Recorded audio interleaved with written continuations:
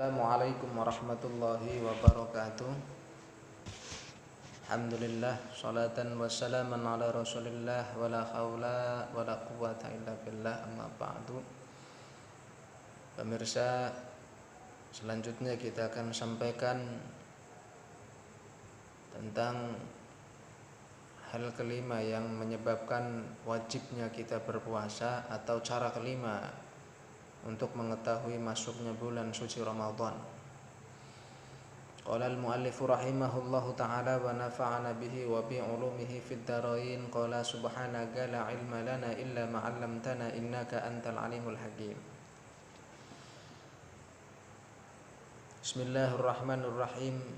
Wa khamisuha, lan utawi kaping 5 khamsah iku bidhonni dukhuli Ramadhana, iku sebab nyono mlebune sasi Ramadan, bil ijtihadi kelawan ijtihad, fi man istabaha alaihi dzalik, ing dalem hak wong ing atase apa iku kang tinutur.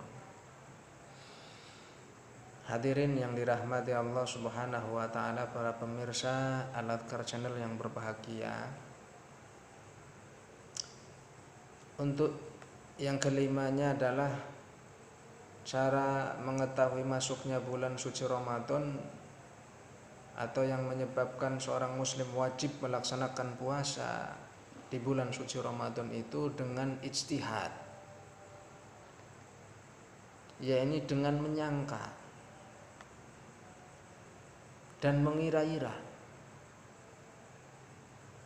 bahwa telah masuk tanggal 1 Ramadan atau telah masuk bulan suci Ramadan. Nah, ini adalah bagi orang yang masih samar atau masih ragu tentang masuknya bulan puasa, bulan suci Ramadan, dan tidak mendapatkan berita atau kabar atau informasi tentang kepastian sudah atau belumnya masuk bulan suci Ramadan. Sebab apa? Di sini disyarahkan bi angkana asiron au mahbusan. Misalkan disebabkan adanya orang itu yakni diboyong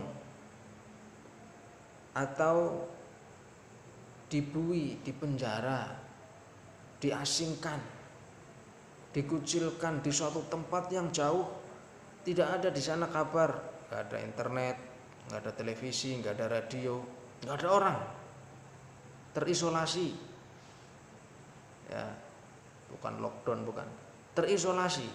Kalau lockdown masih bisa main WA, masih bisa informasi, masih ada itu untuk komunikasi, masih bisa. Nah, ini sama sekali dia terisolasi di suatu daerah yang terpencil, yang di sana tidak ada kabar, tidak ada orang, tidak ada ulama, tidak ada santri, tidak ada tempat ibadah umum, terkucil. Maka orang yang kondisi seperti ini sedang dalam bui atau di suatu tempat yang di sana tidak ada informasi tentang sudah atau belumnya masuk bulan suci Ramadan, dia bisa berijtihad, memperkirakan. Nah, bagaimana kalau misalkan dia mengira-ira ini sudah masuk Ramadan, ternyata kok setelah dia berijtihad kemudian dia berpuasa, kok ternyata sebelum masuk waktu itu, wa in kana qablahu wa qa'alahu naflan. Kalau misalkan kok yang dia perkirakan, oh ini sudah masuk tanggal 1 Ramadan, ternyata belum, maka bagi orang itu dihukumi puasanya puasa sunnah. Ini kalau misalkan tepat pada waktunya, dia kira-kira kok tepat, ternyata tanggal 1 Ramadan benar, maka bagi dia itu adalah puasa Ramadan. Itu. Nah, terus bagaimana kalau misalkan kok ternyata yang dia perkirakan, yang dia ijtihadi itu kok ternyata sudah kelewat. Ya, sudah kelewat dari tanggal 1. Maka itu namanya dalam kelompok puasa qodhoan. Jadi tiga-tiganya tetap bisa puasa, tetapi beda hukum. Kalau dia memperkirakan ternyata belum masuk Ramadan, maka itu namanya puasa sunnah. Kemudian ketika dia mengira-ira kok ternyata pas waktunya tanggal 1 Ramadan, maka dia puasa Ramadan. Tapi ketika lewat puasa Ramadannya tadi, kalau pas namanya adaan, hari itu, saat itu, kali itu. Tapi kalau misalkan lewat dari waktunya, sudah lewat dari tanggal 1, maka puasa Ramadan tetap, tetapi namanya qodhoan. Nah ini untuk khusus ya. Jadi merupakan cara tersendiri, bukan seperti kita orang yang bebas, merdeka, mau istihad kita, enggak. Kita kan bisa menggunakan yang umum, yang lazim itu 2, menyempurnakan tanggal 30 Sya'ban, atau yang kedua dengan cara ru'yatul hilal, menyaksikan, meneropong hilal. Itu cara yang umum, karena kita orang merdeka seperti biasa, orang bebas, tidak orang yang terkurung, terpenjara, terkucilkan. Jadi kita dengan yang 2 tadi. Kalau yang 3 itu ya, nomor 3, 4, 5 ini orang tertentu. Itu cara penetapan 1 Ramadan yang khusus. Adapun umumnya kita menggunakan yang 1 dan nomor 2, yakni menyempurnakan bulan Sya'ban menjadi 30 hari, atau dengan cara menetapkannya ru'yatul hilal. Ya, ini yang biasa kita gunakan. Nah, adapun sebutan metodenya ya ada 2, metode ru'yah dan metode hisab, dan dua-duanya di PBNU biasa dipakai itu. Ya. Para pemirsa yang dirahmati Allah Subhanahu wa taala, kemudian juga di dalam tanbih la yajibu shaumu wa la yajuzu biqaulil munajjim. Dalam tanbih ini, dalam tambahan ini, tidak wajib dan tidak boleh kita berpuasa ini karena adanya ucapan ahli nujum, dukun, yang mengatakan kita berpuasa karena telah terbitnya bulan anu. Itu enggak, tidak wajib dan tidak boleh. Nah, jadi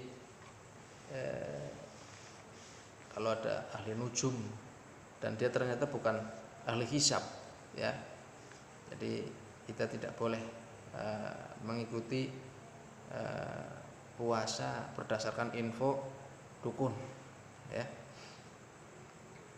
Para pemirsa yang dirahmati Allah Subhanahu wa taala, jadi setelah kita mengetahui 5 hal yang kita sampaikan secara singkat, padat, tapi mudah-mudahan bisa dipahami bahwa bulan suci Ramadan itu artinya bulan di mana seorang muslim wajib melaksanakan puasa itu adalah bisa diketahui dengan cara-cara yang dikatakan di dalam Kasyifatus Saja itu 5 cara.